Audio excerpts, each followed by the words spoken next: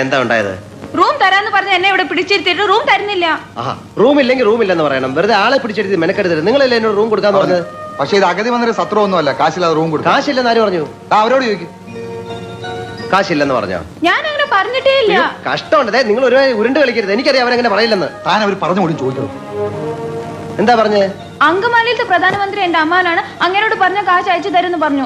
അമ്മാവനെ വിളിച്ച് പറഞ്ഞ കാശ് അയച്ചു തരുന്ന അവര് പറഞ്ഞില്ലേ? നിങ്ങൾക്കൊന്ന് ഫോൺ ചെയ്ത്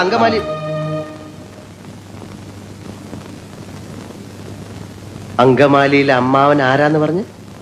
പ്രധാനമന്ത്രി.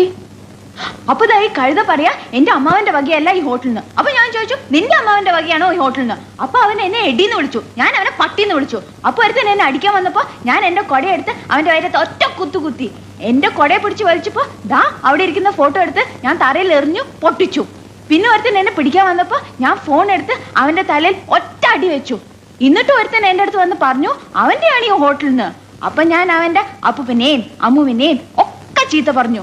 അവൻ പോലീസിനെ വിളിക്കുന്നു പറഞ്ഞപ്പോ അവിടെ ഇരിക്കുന്ന പൂച്ചട്ടി എടുത്ത് അവന്റെ തലയിൽ ഒറ്റ അടി വെച്ചു കൊടുത്തു. അവനെ ആസ്പത്രി കൊണ്ടുപോയി. ഞാൻ വേറെ ഒന്നും ചെയ്തില്ല, ഇത്രേ ചെയ്തുള്ളൂ. അതിനാണ് ഇവന്മാർ ഇങ്ങനെ ബഹളം വെക്കുന്നത്.